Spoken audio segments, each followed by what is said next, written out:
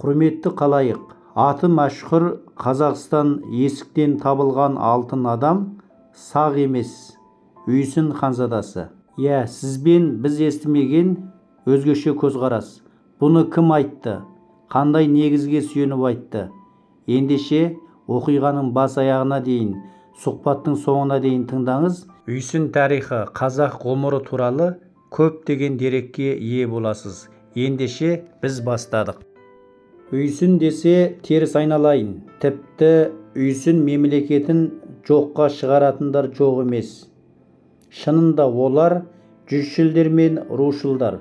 Үйсін мемлекетін білмейді десек, қателесеміз. Тек өкініштісі, олардың Үйсін десе ұлы жүз дейтін ұғыммен шектелетіні. Ал Үйсін танушы Сұлтан Жанболат Ақсақал не дейді? Олай болса сұхбатты оқып шығыңыз. Сұхбат 2009 жылы жазып алынған болатын. Ұлан 16 қаңтар 2023 жылы Сұлтан Жанболат. Үйсін мемлекеті қазақ мемлекетінің қайнар көзі. Балалар, сендер осыдан 20 ғасыр бұрын Үйсін мемлекеті салтанат құрғанын білесіңдер ме? Оны кімдер құрған? Үйсіндердің негізгі территориясы қайда болған? Батыс өңірдегі ең құдіретті саналатын Үйсін мемлекеті неліктен екіге бөлінді? Бұл туралы бізге белгілі ғалым, жазушы, Қытай ескі жазуының білгірі, физика ғылымдарының докторы, профессор Сұлтан Рамазан Жанболат аталарың айтып береді. Ақсақал биыл 86 жасқа толды. Қытай Халық Республикасының Үрімжі қаласында тұрады. Елжау күнбей, қас сақтар, Үйсін намаз сияқты кітаптардың авторы. Сұлтан аға, айтыңызшы, Үйсін намаз жазу идеясы сізге қалай келіп еді? Құрмаш деген жездем әңгімешіл адам еді. Үйге келген сайын ертегі айтқызатынбыз. Қыз жібек, арқалық батыр, ер тарғын дастандарын жатқа айтушы еді. Сол кісінің арқасында әдебиет пен тарихқа бала кезден бастап қызықтым. Бұл бірінші себеп. Екіншіден, Үйсін намаға келуіме әсіресе Қытай тарихшыларының Үйсінге әділ көзқараспен үңіле бастағаны зор түрткі болды. Олар Үйсіндер туралы 1,5 ғасыр бойы зерттеп келеді. Қытай жинамаларындағы мағлұматтар өте айқын, жан-жақты. Хроникалық даталары да дәлме-дәл. Өзім Қытайдың ескі жазуына жетікпін. Қажеттінің бәрін түпнұсқадан оқыдым. Хас сақтар және Үйсін хикаясы, тарихи трилогия сияқты еңбектерімді жазу үшін Қытайдың талай киіз кітаптарын ақтардым. Үйсіндер жөнінде қыруар тарихи естеліктер мен зерттеулерді жинақтадым. Осыншама дүниені о дүниеге ала кетпейін деп ойлап, осыларды қағаз бетіне түсірейін деп шештім. Сондағы фактілерге сүйендім. Сөйтіп, Үйсін намаға 30 жыл өмірімді жұмсаппын. Үйсін мемлекеті тұңғыш қазақ мемлекеті дегенге келсесіз бе? Ол қашан және қай жерде құрылды? Толықтай келісемін. Үйсін мемлекеті қазақ мемлекеттігінің қайнар көзі. Бұл Қазақстан аумағында құрылған ең алғашқы мемлекеттік құрылым. Ежелгі Үйсіндерде мемлекеттік биліктің көшпелі халықтарға тән барлық нышаны болды. Айталық, басқару жүйесі, территориясы, экономикасы, мәдениеті және тұрақты әскері, тағысын тағы. Үйсіндер билеушісін күнби деп атады. Үлкен күнбиден кейінгі мемлекеттік лауазым кіші күнби деп аталды. Әскері оң және сол қанатқа бөлінді. Үйсіндердің әскери түзімінде әр отбасындағы ер азамат әскер есептелді. Олар жайшылықта мал бағып немесе егін еге жүріп, шұғыл жағдайда жауға қарсы жорыққа аттанды. Ертедегі Қытай жазбаларында бұл елдің 120 мың түтіні, 630 мың жаны саны және 188 мың 800 әскері бар. Батыс өңірдегі ең құдіретті ел делінген. Шамамен біздің заманымыздан бұрынғы 160-161 жылдары Үйсіндер Дунхуан, Чилянсан өңірінен, яғни қазіргі Қытайдың Гансу өлкесі Жетісу жеріне қоныс аударып, тәуелсіз мемлекет құрды. Сұрақ: Үйсіндердің арғы тегі кім? Қытай көне жазбаларында күн ие және күн руң деген этнос атаулары кездеседі. Мұндағы ие руң деген иероглифтер жабайылар дегенді білдіреді. Сонда күн руң күн жабайылар деген мағынаны білдіріп тұр. Осы күн жабайылары біздің заманымызға дейінгі ғасырлардағы Қытай жазбаларында у-сүн, жақша ішінде үйсін деп аталды. Үйсіндер күнге табынған. Олар өздерін күннен жаралғандармыз деп қарайды. Сондықтан Қытай тарихшылары үйсіндердің көсемін күнмо, күнмо, күнби деп атайды. Сонымен үйсіндер көктен түскен жоқ, жерден де шыққан жоқ. Олар сақтардың ұрпағы. Сақтар дегеніміз ерте темір дәуіріндегі ұлы далалықтардың ортақ аты. Демек, сақтардың тараған аймағы кең. Олар нәсілдік жағынан бір болғанымен, әр өңірде аты да әр басқа аталды. Мысалы, батыстағы сақтар скитайлар, Каспийдің солтүстік батысындағыларды сарматтар, солтүстік шығысындағыларды алаңдар деп атады. Аралдан іленің аяғына шейінгілерді массагеттер десті. Сұрақ: дегенмен кейбір зиялы қауым арасында үйсінді қазаққа қиғысы келмейтіндер де бар ғой. Ондайлар баршылық. У-сүннің қазаққа қатысы жоқ. У-сүн қазіргі қазақтағы үйсін емес деп айтысқандар болды. Шегелеп айтайын. Қазақтың ұлы жүзіндегі үйсін байырғы үйсіндердің тұқымы. Орта, кіші жүзде де, тіпті басқа түрік халықтарында да ежелгі үйсіндердің ұрпағы бар десем қателеспеймін. Меніңше Қытай тілінің фонетикасы бойынша оқылатын у-сүн этноним қайдағы асси, асиян, асман, тыбы этнонимдермен теңестірудің еш жөні жоқ. У-сүн дәл бүгінгі үйсін дегеннің қытайша таңбалануы. Мұндағы у дегенді а деп оқу өзге ниеттің белгісі. Сондықтан қытайша таңбаланған у-сүнді үйсін деп алу ешқандай дау жүрмейтін ақиқат. Үйсін қазақтағы ең ірі тайпа. Оның кең және тар мағынасы бар. Тар мағынада ұлы жүздің бір тайпасының аты болса, кең мағынада Іле, Жетісу және оңтүстік Қазақстандағы ұлы жүз тайпасының жалпылама аты. Қазіргі Албан, Суан, Дулат сықылды тайпалар үйсінден шыққан. Үйсін сонау 2000 жылдың алдында Қытай жылнамаларынан көрінеді. Шинжаңның жергілікті тарихы деген кітапта ежелгі үйсін бүгінгі қазақ ұлтының арғы тегінің бірі деп жазылған. Қытайлық тарихшы ғалымдар Субихай, Уаң Шунсун, Лай Юнин, Нығымет Мыңжан, Жақып Мырзақан, Жақып Жүніс тағы басқа тарихшылар осы көзқарасты қолдап отырған жоқ па? Тағы бір мысал келтірейін. Қытайдың мүйізі қарағайдай ғалымдары құрастырған Сыхай сөз теңізі сөздігінде қазіргі қазақ ұлтының ішінде үйсін тайпасы әлі де бар делінген. Міне ендеше көне Қытай тіліндегі у-сүн дегеннің оқылуы үйсінге жоламайды емес, дәл өзі. Сұрақ: тарихта көшпенділерді отырықшы жері жоқ, сыпыра көшпенді дейтін көзқарас қалыптасқан. Сонда үйсіндерде көшпелі ел ғой.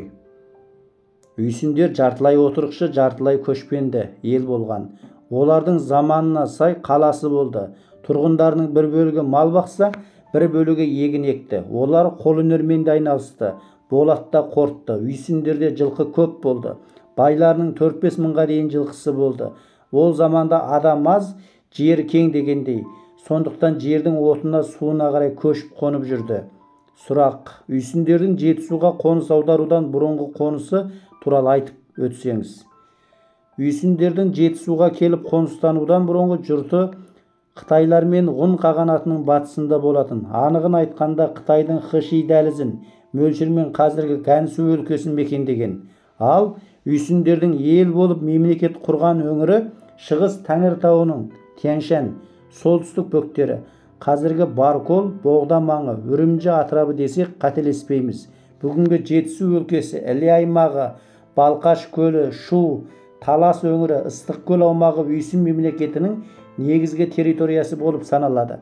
Бүгінде Үрімжінің солтүстігінен Саяшыл көлі маңынан, Мичуан ауданындағы Даса тауынан, сондай-ақ Шиху қаласының батысынан Жың ауданына дейінгі аралықтан үйсін обалары табылып отыр. Сұрақ: үйсіндер ғұн Тәңір құтының әміріндегі ел болғаны рас па?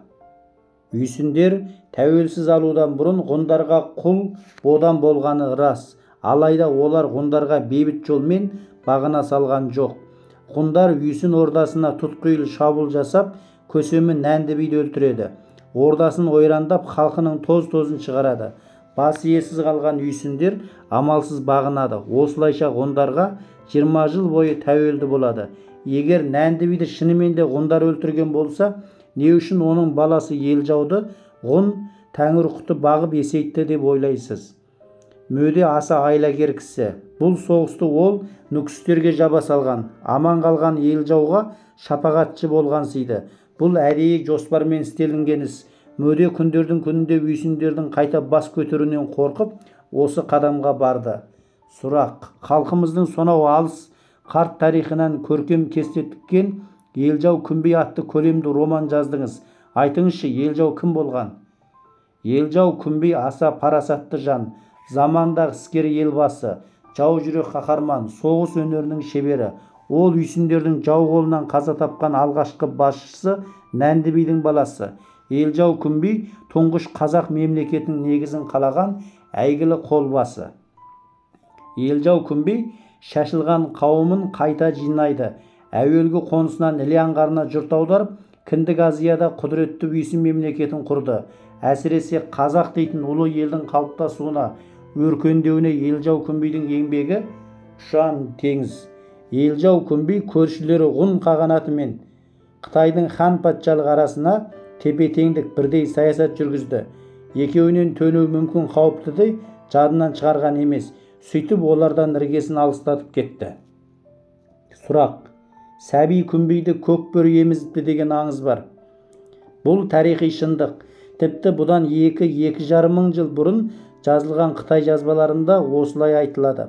Ғұндар үйсін елінің көсемі Нәнді биді өлтіреді. Сонда емшектегі нәресте далада қалады. Баланы бөжей деген адам қалың шөптің арасына жасырып қойып, қайтып келсе жас нәрестені көк бөрі емізіп отырыпты. Мұны естіген ғұн Тәңірқұты қайран қалады.